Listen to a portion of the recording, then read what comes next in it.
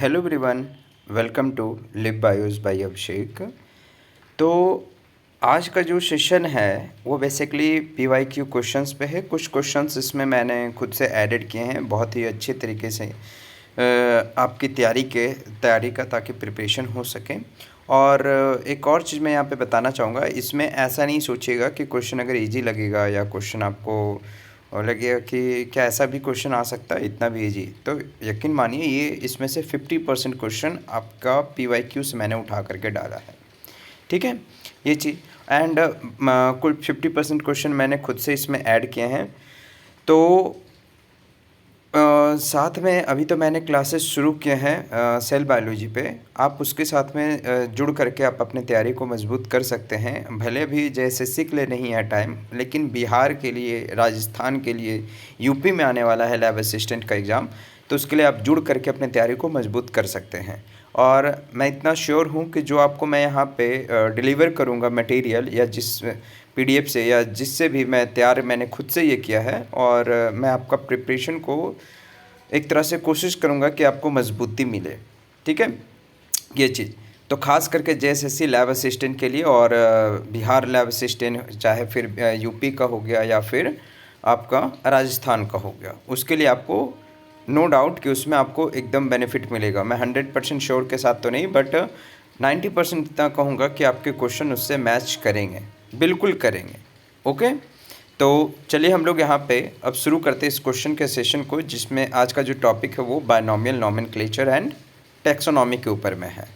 Okay, और यहाँ से 2 या 3 क्वेश्चंस। तो चलिए अब हम लोग देखते हैं यहाँ पे पहला क्वेश्चन क्या है टैक्सोनॉमी के ऊपर में, नॉमेनक्लेचर के ऊपर में। इस जो आज का क्वेश्चन है वो उसी के ऊपर रहने वाला है, ठीक है, इन्हीं टॉपिक पे। तो याद रखिएगा कि जैसा मैंने बोल दिया यहाँ पे कि यहाँ से आपको श्योर है कि 2 या 1 क्वेश्चन देखने ज़रूर मिलता है, ज़रूर से ज़रूर मिलेगा ही मिलेगा, ठीक है। तो चलिए हम लोग ज़्यादा देर नहीं करते हैं और हम लोग आगे बढ़ते हैं इस क्वेश्चन में, ठीक है। सबसे पहला क्वेश्चन है कि जो 5 किंगडम क्लासिफिकेशन है, 5 किंगडम क्लासिफिकेशन, ठीक है। याद होगा 5 किंगडम क्लासिफिकेशन क्या था, यहाँ पे हमने सेल बायोलॉजी में भी हमने पढ़ा है, उस क्लास में भी मैंने बताया था। और आपको याद ही होगा कि मोनेरा, प्रोटिस्टा, फंगी, प्लांटिया, एनिमलिया, ये हम लोग क्या यहाँ पे 5 किंगडम क्लासिफिकेशन यहाँ पे बांट करके रखे हुए हैं।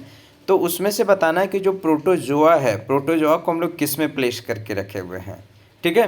तो उसमें से प्रोटोजोआ को हम लोग किस में प्लेस करके रखे हुए हैं। अगर आपने अपने से पहले से अगर आप वीडियो देख रहे तो ना, मेरे बताने से पहले ही आप क्या है कि क्वेश्चन का आंसर कमेंट में आप कर सकते हैं। ओके, ये चीज़ आप पहले से कमेंट करते जाइए, और फिर उसके बाद में क्या है कि सारा, या तो फिर जब हम यहाँ पे क्वेश्चन पहले यहाँ पे दिखते चला जाएगा, आप रोक लीजिएगा, कॉपी में लिख लीजिएगा, एंड देन उसके बाद में मार्क कर लीजिएगा कि सही है या फिर गलत है, ठीक है। या फिर कमेंट सेक्शन में भी आप कमेंट कर सकते हैं। ओके, तो चलिए हम लोग बढ़ते हैं यहाँ पे अब आंसर की तरफ में कि प्रोटोजोआ को किस में प्लेस करके रखे हैं, तो प्रोटिस्टा में रखे हैं, ठीक है। ओके, नाउ नेक्स्ट क्वेश्चन है क्वेश्चन नंबर 2 में, कि जो क्वेश्चन नंबर 2 है उसमें क्या हम लोग को देखा यहाँ पे बताना है कि in which kingdom prokaryotic organism were placed by RH Whittaker, ठीक है। RH विटेकर के द्वारा जो प्रोकैरियोट ऑर्गेनिज्म हैं उनको किस किंगडम में हमने रखा है, मतलब कि RH विटेकर ने उन्हें रखा है, ठीक है, किन्हें, प्रोकैरियोट ऑर्गेनिज्म को। तो ऑब्वियस सी बात है किस में होगा, यहाँ पे मोनेरा में, ठीक है। क्यों? क्योंकि मोनेरा में सिर्फ और सिर्फ आपको प्रोकैरियोट्स देखने मिलेंगे, सिंगल सेल वाले। कैसे देखने मिलेंगे? सिंगल सेल वाले। आ गए बात समझ में यहाँ पे? ओके, चलिए नेक्स्ट क्वेश्चन कि हाईएस्ट कैटेगरी ऑफ टैक्सोनॉमी। अच्छा, टैक्सोनॉमी का मतलब यहाँ पे समझ रहे होंगे कि टैक्सोनॉमी उसके बारे में बोला जा रहा है जो अरेंजमेंट होता है, ठीक है। जैसे यहाँ पे अगर हम बात करें कि किंगडम, फिर फाइलम, इस तरीके से जो हम लोग क्या है डिवीजन करते हैं, वर्गीकरण, जो यहाँ पे क्लासेस को डिवाइड करते, क्लासेस होते हैं, फैमिली, जीनस, स्पीसीज, इस तरीके से। तो यहाँ पे वही पूछा गया कि जो टैक्सोनॉमी, ठीक है, टैक्सोनॉमी हायरार्की में, यानी कि जो वर्गीकरण में जो सबसे उच्च कोटि है, सबसे ऊपर वाला, ऊपर में जिसको रखते हैं, वो क्या होता है यहाँ पे। तो ऑब्वियस सी बात है किंगडम, जिसमें 5 किंगडम आते हैं टोटल। आ गए बात समझ में ये चीज़। अब हम लोग बात करते हैं नेक्स्ट क्वेश्चन पे, चले चलते हैं नेक्स्ट क्वेश्चन, क्वेश्चन नंबर 4 में। क्वेश्चन नंबर 4 में देखिए कि जो माइकोप्लाज्म है, ठीक है, जो यहाँ पे माइकोप्लाज्म है, कभी ना कभी सुने होंगे माइकोप्लाज्म के बारे में, ठीक है ना, जो कि क्या है, एक तरह का यूनिसेल ऑर्गेनिज्म है, ठीक है। और मुझे ये बताइएगा कि माइकोप्लाज्म क्या है। माइकोप्लाज्म का एक और नाम होता है, ठीक है ना, माइकोप्लाज्म का एक और नाम होता है, और ये किस श्रेणी में आता है, सबसे स्मॉलेस्ट, लार्जेस्ट, लॉन्गेस्ट, किस में आता है, ये आपको कमेंट करके बताना है, ठीक है ना। तो माइकोप्लाज्म को हम लोग किस में रखे हैं, माइकोप्लाज्म को हम लोग रखे हैं मोनेरा में। आगे बात समझ में ये चीज़। चलिए नेक्स्ट क्वेश्चन, क्वेश्चन नंबर 5 में ऑरिजिन ऑफ, यहाँ पे क्या है कि जो बुक है ऑरिजिन ऑफ स्पीसीज, ध्यान से सुनिएगा, ऑरिजिन ऑफ स्पीसीज, यहाँ पे जो ये बुक है ना, ये बुक किनके द्वारा लिखा गया है, याद रखना है, एक तो डार्विन के द्वारा ये बुक लिखा गया। कभी कभी ये बुक पूछ देता है कि इस बुक के लेखक कौन है, तो याद रखना है आपको डार्विन है, ठीक है ना, डार्विन इस बुक को लिखे हैं, ऑरिजिन ऑफ स्पीसीज। और इस बुक को पब्लिश कब किया गया है, यानी कि कौन से ईयर में, ये भी पूछा जाता है। हार्ड यहाँ पे ये होता है, अगर बुक के लेखक का नाम पूछता तो आप बहुत ईजिली बता देंगे कि डार्विन ने इन्हें क्या है लिखे हैं, लेकिन ईयर क्या होगा बताइए ज़रा कमेंट सेक्शन में, अगर किन्हीं को पता है पहले से ही, मेरे आंसर बताने से पहले ही, ठीक है। आप कमेंट जरूर करते जाइएगा, अगर आप देखेंगे वीडियो तो कमेंट जरूर कीजिएगा, ओके। तो यहाँ पे क्या होगा इसका आंसर, आंसर होगा इसका 1859 में, ठीक है, 1859 में। आगे बात समझ में। अब आते हैं नेक्स्ट में, father of taxonomy. Father of taxonomy किन्हें कहते हैं, बहुत इंपॉर्टेंट क्वेश्चन, लगेगा बहुत इजी है अगर याद होगा तो, और जिन्हें नहीं याद होगा उनको यहाँ पे नाम के बीच में बहुत कन्फ्यूजन हो सकता है। एक है अरस्तु को लेकर के कन्फ्यूजन हो सकता है, और दूसरा यहाँ पे आपको लीनियस को लेकर के कन्फ्यूजन हो सकता है, ठीक है। क्यों, क्योंकि आपको ये दो नाम नहीं सुना सा लग रहा, इसीलिए आप इसमें तो वैसे भी टिक नहीं मारेंगे। तो ज़रा हमें बताइए कि फादर ऑफ टैक्सोनॉमी किन्हें कहते हैं, तो यहाँ पे होंगे लीनियस, ठीक है ना, लीनियस, सी ऑप्शन होंगे, ठीक है, सी ऑप्शन, क्लियर। चलिए नेक्स्ट क्वेश्चन की तरफ में हम लोग बढ़ते हैं। टैक्सोनॉमी इंक्लूड, टैक्सोनॉमी क्या क्या इंक्लूड करके रखता है, एक टैक्सोनॉमी यानी वर्गीकरण में हम लोग क्या क्या को इंक्लूड करके रखते हैं, पहचान करना, वर्गीकरण, नामकरण करना, नॉमेनक्लेचर, क्लासिफिकेशन, आइडेंटिफिकेशन, इसमें से क्या होगा, या सभी होगा, तो ऑब्वियस सी बात है इसमें से सभी ऑप्शन होगा, ठीक है ना, ये चीज़। आगे बात समझ में। चलिए नेक्स्ट क्वेश्चन यहाँ पे कि binomial nomenclature was proposed by, किनके द्वारा बाइनोमियल नोमेनक्लेचर। अच्छा, बाइनोमियल नोमेनक्लेचर बार बार आ रहा, बाइनोमियल, बाय का मतलब होता है क्या चीज़, दो नामों का संग्रह, मतलब कि दो नाम, द्विपद प्रणाली जिसको कहते हैं हिंदी में, ठीक है, दो नाम को मिला करके यहाँ पे क्या है ना, उसको, उसी को हम लोग बोलते हैं बाइनोमियल, यानी बाय मतलब टू, नोमियल मतलब नेम, ठीक है ना, बाइनोमियल इसी को कहते हैं। और किसको लेकर के कहते हैं, क्लासिफिकेशन में दो ऐसे हम लोग वर्गीय अति को, ग्रुप को उठा करके तब जा करके उन दोनों को जोड़ करके किसी स्पीसीज का नाम रखते हैं, तब जा करके बोलते हैं बाइनोमियल। जैसे एग्जांपल के तौर पे मैंजीफेरा इंडिका लिन, ठीक है ना, तो मैंजीफेरा जो हो गया ना, वो तो मैंगो को लेकर के बोल रहा है, लेकिन जो इंडिका है ना, इंडिका क्या है, इंडिया ओरिजिन से है, यानी कि ऐसा आम जो इंडिया से ओरिजिनेट हो रहा, तो इसलिए उसको क्या बोलते हैं, मैंजीफेरा इंडिका, ठीक है। और जो इसको खोज के, मतलब कि जो ये देने वाले कौन थे ये नाम को, तो उन साइंटिस्ट का नाम आगे जोड़ देते, जैसे लिन, LINN, ठीक है ना, अभी उस पर भी क्वेश्चन आएगा। तो चलिए 8वां क्वेश्चन का आंसर क्या होगा, कमेंट में कर दिए होंगे तो बहुत अच्छी बात है। 8वां का भी यहाँ पे क्या होगा, कार्ल लिनस, ठीक है ना, बाइनोमियल नोमेनक्लेचर, ऑब्वियस बात है, फादर ऑफ टैक्सोनॉमी इन्हीं को कहते हैं, कार्लस लिनस, सी ऑप्शन। 9वां में देखिए, यहाँ पे अभी जस्ट मैंने ये बात बता दिया यहाँ पे कि दो नामों से जुड़ करके बाइनोमियल नोमेनक्लेचर बनाए, लेकिन किसको किसको हम लोग लेते हैं, वो दो नाम में हम लोग किसको चुनते हैं, किसे हम लोग दो नामों में चुनते हैं। यहाँ पे फैमिली या जीनस को लेकर के अथी करते हैं, लिखते हैं, ऑर्डर या फैमिली को, या जीनस या स्पीसीज को, या स्पीसीज या वेराइटी को, किसको, तो यहाँ पे बताइए जल्दी से कौन सा होगा। देखिए ये बिहार नवोदय विद्यालय में PGT बायोलॉजी में पूछा गया है, हम यहाँ पे किसी किसी का ईयर लिख दिए हैं कि कौन से एग्ज़ाम में पूछा गया, बट कुछ में हम नहीं लिखे हैं, ठीक है ना, ये चीज़ आ गई बात समझ में यहाँ पे। तो चलिए 9वां का यहाँ पे क्या होगा, तो 9वां का होगा यहाँ पे genus and species, option number C, genus and species को लेकर के हम लोग लिखते हैं, जैसे मैंजीफेरा स्पीसीज, मैंजीफेरा हो गया जीनस और स्पीसीज हो गया इंडिका, ठीक है ना। चलिए 10वां question, national bird of India. अब ये तो सबको पता है कि मोर होता है, ठीक है, मोर क्या है हम लोग का नेशनल बर्ड है, लेकिन मोर का साइंटिफिक नेम किन्हीं को याद नहीं रह पाता है, और ये ट्रिकी क्वेश्चन आ जाता है यहाँ पे। तो यहाँ पे कौन होगा? अगर किन्हीं को पता है तो फटाक से बताने का कोशिश कीजिएगा। यहाँ पे कौन होगा? यहाँ पे क्वेश्चन नंबर 10 का ऑप्शन सी होगा, पावो क्रिस्टस।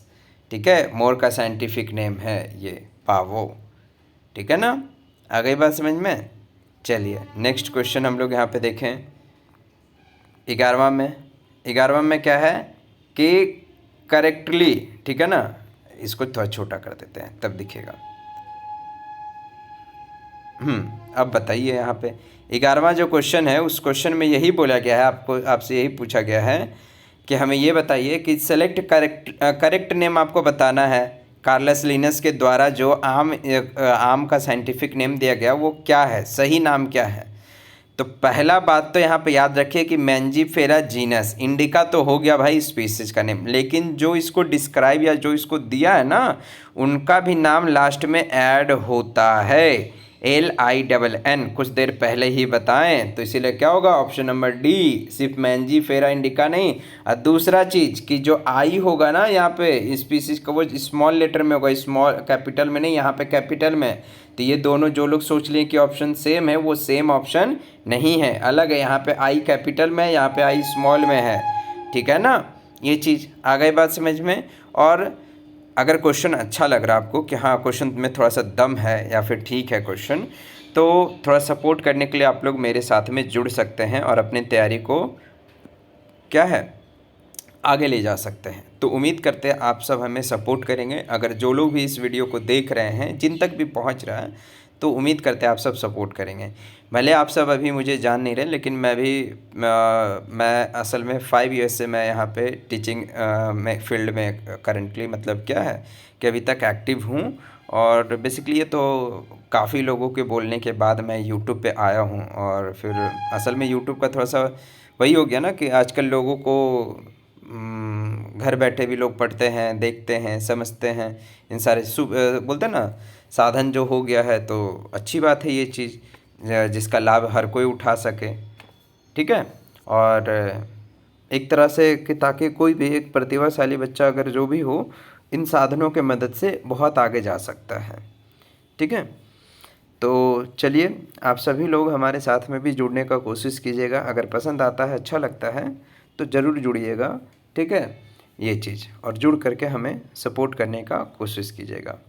ओके, चलिए नेक्स्ट क्वेश्चन की तरफ में। क्वेश्चन नंबर 12 यहाँ पे कि बोला गया हर्बेनियम सीट जो है वो क्या इन्फॉर्मेशन कैरी नहीं करता है। हर्बेनियम जो होता है ना जिसमें प्लांट के इन्फॉर्मेशन लिखे होते हैं, तो बताइए प्लांट का ऐसा मतलब हर्बेनियम जो सीट होता है वो क्या क्या इन्फॉर्मेशन लेके रखता है? तो फैमिली का तो नेम लेके रखेगा, ये ऑब्वियस सी बात है। इंग्लिश नेम भी ले करके रखता है, क्यों? क्योंकि देखिए पीपल, अब पीपल जो है ना वो इंग्लिश नेम है। यहाँ पे पीपल जो है वहाँ पे क्या है, पीपल हो गया, या फिर जैसे हम बोले कि आम पीपल अभी हटाइए, आम को लेकर के हम इमेजिन कर रहे हैं। आम की अगर बात करें तो हिंदी में बोलेंगे आम का पेड़, इंग्लिश बोलेंगे मैंगो का ट्री।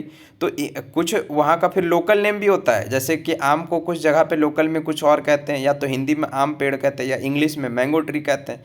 तो ये भी इन्फॉर्मेशन होता है। प्लस उस पत्ते को या उसमें जो इन्फॉर्मेशन, जैसे इस आम पेड़ का स्पीसीज को कहाँ से लाया गया, इसको कौन कलेक्ट करके रखा है ना, उसमें क्या है उसका नाम भी लिखा रहता है। अब पहले सीट मतलब समझ रहे, जैसे ये एक सीट है, ठीक है ना। अब इसमें क्या है ना, एक पत्ता जुड़ा है आम का ऐसे करके।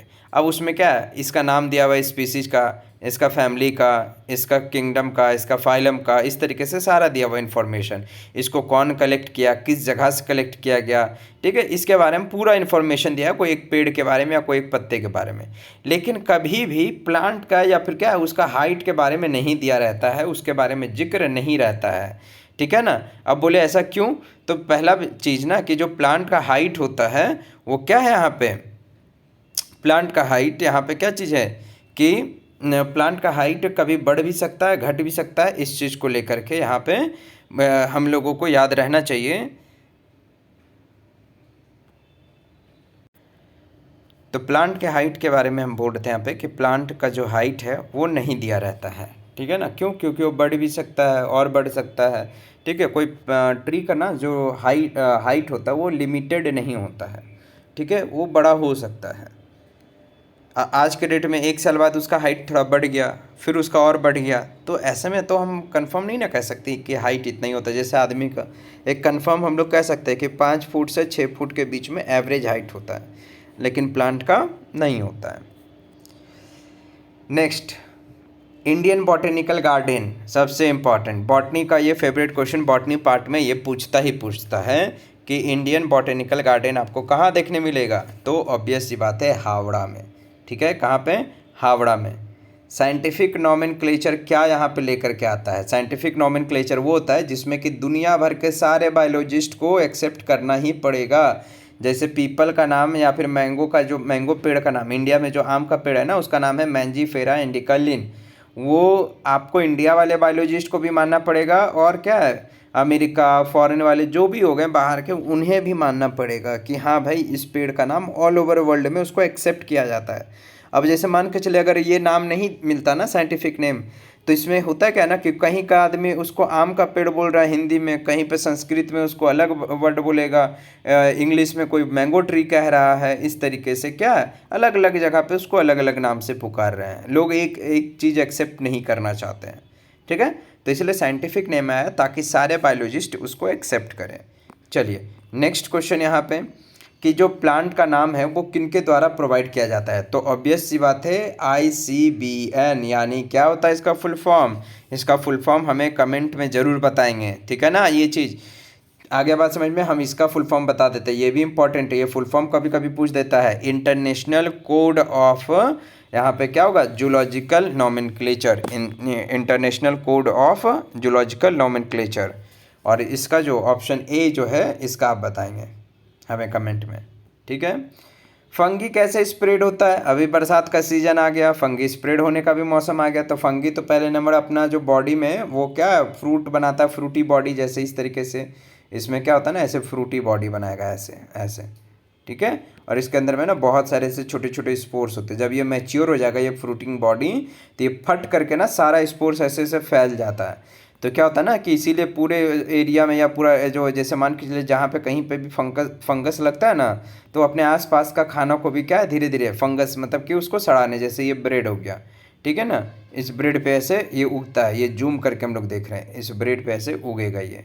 आ गए बात समझ में? ये चीज़ क्लियर है? इस ब्रेड में ऐसे हमको दिखेगा, ये इस तरीके से फ्रूटिंग बॉडीज़ का होता है। तो स्पोर्स प्रोड्यूस करके करता है ये क्या है, ये असल में स्पोर्स है, ये क्या है, ये छोटे छोटे स्पोर्स हैं। दूसरा ये फ्रैगमेंट्स भी बनाता है, क्या बनाता है, फ्रैगमेंट्स। तो इसीलिए बोथ होगा ऑप्शन, क्या होगा ऑप्शन, बोथ होगा, ठीक है ना। इसमें सी होगा, 16 का सी होगा, 16 का यहाँ पे याद रखना है आपको, सी होगा, ठीक है। चलिए, अर्नस्ट हैकेल को यहाँ पे इंटरनेशनल प्राइज़ कब दिया गया था बायोलॉजी के लिए, और हमको बताइएगा तो जरा। अर्नस्ट हैकेल बोल दिया मैंने, यहाँ पे अर्नस्ट मेयर होगा, कौन होगा, अर्नस्ट मेयर होंगे यहाँ पे। इनको प्राइज़ कब दिया गया था, तो 1944 में, 1944 में, ठीक है, याद रखिएगा। और किस चीज़ के लिए या किस चीज़ के ये बायोलॉजिस्ट थे वो आपको कमेंट में बताना है, Ernst Mayr. Next, Indian botanical garden India में कहाँ पे सिचुएटेड है? सबसे इम्पॉर्टेंट बात फिर से यहाँ पे कि इंडिया में जो बॉटेनिकल गार्डन है और national botanical garden, Indian botanical garden एक पूछा गया है कि इंडियन बॉटेनिकल गार्डन कहाँ पे हमको मिलेगा और नेशनल बॉटेनिकल गार्डन कहाँ पे मिलेगा। दो गार्डन का पूछा गया है, एक है नेशनल और एक है इंडियन।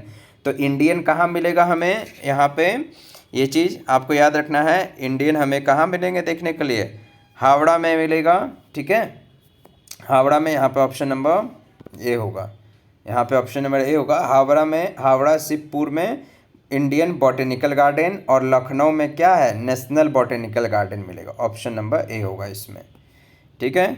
आगे बात समझ में, ये चीज़ क्लियर है?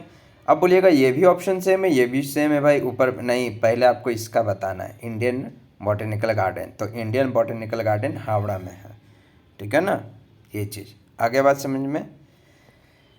19वां, ICBN ICZN, बताइए क्या है ये ICBN और ICZN क्या है, ठीक है।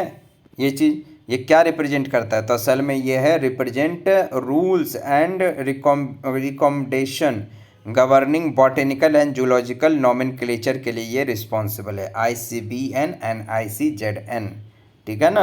सिर्फ माइक्रोब्स का नाम नहीं देता है, सिर्फ बॉटेनिकल और जूलॉजिकल पार्क्स का नाम नहीं देता है, ऑल द अबव तो होगा ही नहीं, तो ऑप्शन नंबर ए होगा। ठीक है, ऐसे करके भी छाट सकता है, अगर ए नहीं लग रहा तो ऐसे छाटने के लिए सीखिए ताकि अपने आप ऑप्शन निकल के आ जाएगा, ए होगा इसका।